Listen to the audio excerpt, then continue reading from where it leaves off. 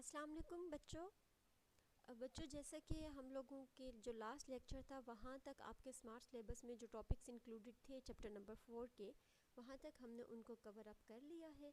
और आज के लेक्चर में हम एक्सरसाइज क्वेश्चंस स्टार्ट करेंगे जो आपके स्मार्ट सिलेबस में इंक्लूडेड है। हम सिर्फ वो वाले एक्सरसाइज क्वेश्चंस करेंगे।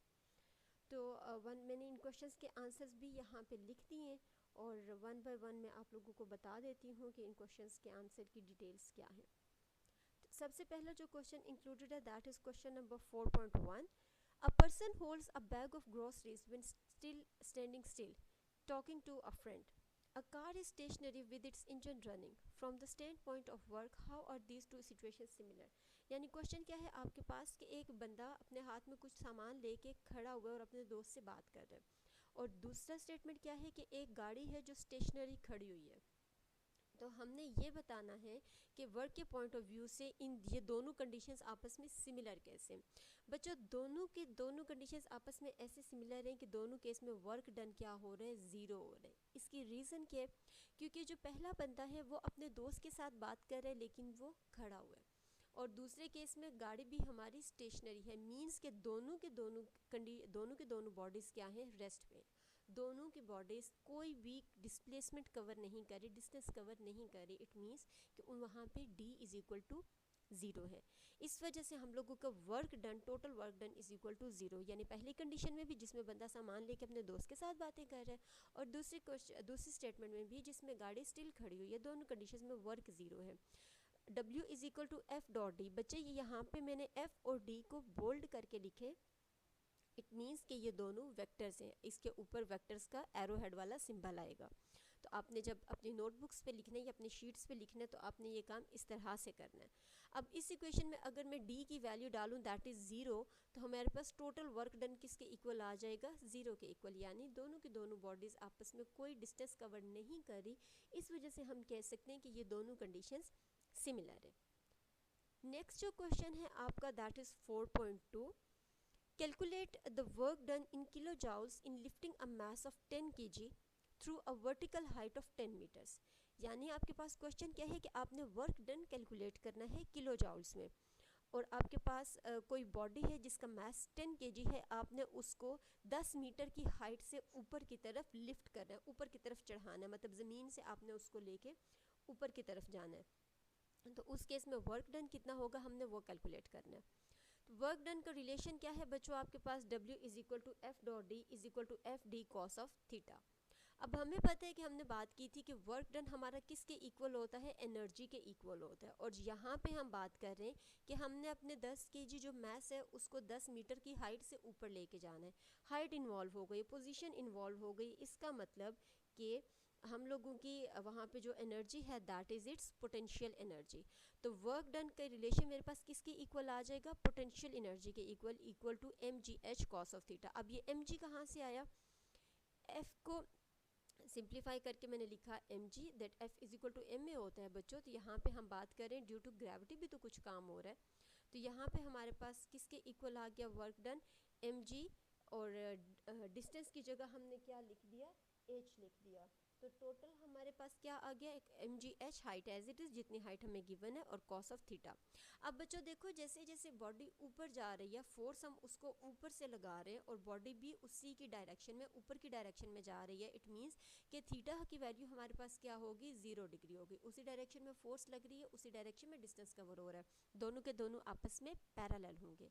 तो थीटा की वैल्यू क्या आ जाएगी मेरे पास, 0 डिग्री। और कॉस 0 डिग्री किसके इक्वल होता है बच्चों, 1 के इक्वल होता है। अब इस इक्वेशन में आप मैस की वैल्यू डालो, जी की वैल्यू डालो और हाइट की वैल्यू डालो, तो आपके पास वर्क डन आ जाएगा दैट इज़ 980 जाउल्स। और इसको किलो जाउल में करने के लिए हम क्या करेंगे, 1000 के साथ डिवाइड कर देंगे। छोटी क्वांटिटी है, छोटी को बड़ी में जाने के लिए हम क्या करेंगे, डिवाइड कर देंगे। तो ये जो मेरे पास वैल्यू आ जाएगी that is the value of work done in lifting a body of 10 kg up to vertical height of 10 metres in kilo joules. तो किलो जाउल्स में वर्क की वैल्यू मेरे पास ये आ जाएगी बच्चों। नेक्स्ट क्वेश्चन नंबर 4.4 आपका इंक्लूडेड है स्मार्ट सिलेबस में। इसकी स्टेटमेंट क्या है, in which cases is more work done when a 50 kg bag of books is lifted through 50 centimetre, और when a 50 kg crate is pushed from 2 meters across the floor with the force of 50 newton. आपके पास दो conditions दी हुई हैं इस question में। पहली condition ये है कि अगर कोई बंदा 50 किलो का बैग को ऊपर लेके जा रहा है, 50 सेंटीमीटर की कोई हाइट गिवन है, इतनी हाइट के ऊपर अगर वो बैग लेके जा रहा है तो उस केस में वर्क डन ज़्यादा होगा, या अगर 50 किलो का कोई क्रेट है, आपने उसको 2 मीटर के डिस्टेंस पे खींचना है, यानी एक में आपका वर्टिकल डिस्टेंस है, दूसरे में आपका हॉरिजॉन्टल डिस्टेंस है, तो आपने ये बताना है कि बैग को ऊपर ले जाने के लिए ज़्यादा फोर्स लगेगी या वो ज़्यादा वर्क डन होगा, या उसको ज़मीन पे घसीटने के लिए ज़्यादा वर्क डन होगा। तो पहले केस में आपके पास मैस की वैल्यू बच्चों गिवन है, हाइट की वैल्यू गिवन है, और हमें पता है कि हम लोगों का वर्क किसके इक्वल होगा, उसकी potential F W is equal to F D. तो एफ की वैल्यू आपके पास एम जी आ गई और एच आपके पास आ गई वो हाइट। तो आपके पास वर्क डन की वैल्यू इसी रिलेशन में जब आप वैल्यूज़ डालोगे तो आपके पास किसके इक्वल आ गई, 245 जूल्स के। अब सेकंड केस क्या है, सेकंड केस में बॉडी आपकी डिस्टेंस कितना कवर कर रही है, 2 मीटर्स, और फोर्स कितनी लग रही है इसके ऊपर, 50 न्यूटन। जिस डायरेक्शन में फोर्स लग रही है उसी डायरेक्शन में डिस्टेंस कवर हो रहा है, तो थीटा की वैल्यू आपके पास क्या आ जाएगी, 0 डिग्री। तो जब हम वर्क डन का रिलेशन लगाएंगे F D cos of theta, तो उस केस में आपके पास एफ डी की में आप जब वैल्यूज पुट करोगे तो आपके पास क्या आंसर आएगा, 100 जॉल्स। तो अब ये W1 की वैल्यू मेरे पास आ रही है 245 जॉल, और W2 की वैल्यू आ रही है मेरे पास 100 जॉल्स। तो दोनों से मुझे नज़र आ रहा है कि मेरे पास जो पहला कंडीशन थी जिसमें मैंने कुछ वर्टिकल डिस्टेंस कवर करना था, 50 kg बैग्स ऑफ बुक को ऊपर लेके जाना था, उस केस में मुझे वर्क डन ज़्यादा करना पड़ रहा है एज़ कम्पेयर टू W2। सो मेरे पास रिजल्ट क्या आ गया कि मुझे पहले केस के लिए, पहली कंडीशन के लिए ज़्यादा काम करना पड़ेगा, मेरा वर्क डन W1 ज़्यादा होगा as compare to W2। Next question है बच्चों आपके पास 4.5, an object has 1 joule of potential energy, explain what does it mean.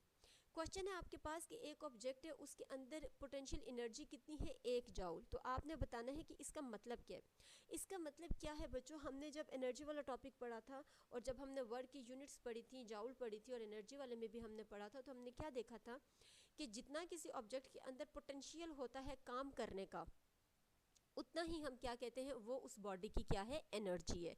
It means कि अगर एक ऑब्जेक्ट है उसके अंदर 1 जॉल ऑफ पोटेंशियल एनर्जी है, इसका मतलब है कि उसके अंदर एबिलिटी काम करने की सलाहियत कितनी है, 1 जॉल।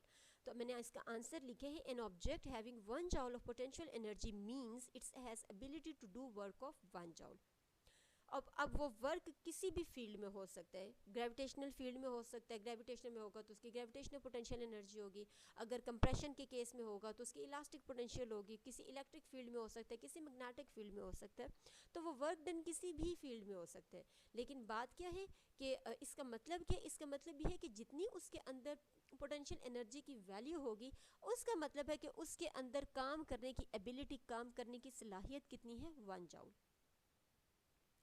नेक्स्ट क्वेश्चन है, when a rocket reenters the atmosphere its nose cone becomes very hot, where does this heat energy come from. अब क्वेश्चन है आपके पास कि रॉकेट आपका स्पेस में गया और वहाँ से नीचे वो दोबारा ज़मीन की तरफ आ रहा है। तो जब वो दोबारा ज़मीन की तरफ आ रहा है तो उस केस में उसकी जो कोन है वो हॉट क्यों हो रही है, गर्म क्यों हो रही है, कौन सी एनर्जी वहाँ कहाँ से उसको हीट एनर्जी मिल रही है कि उसकी कोन हो रही है गर्म।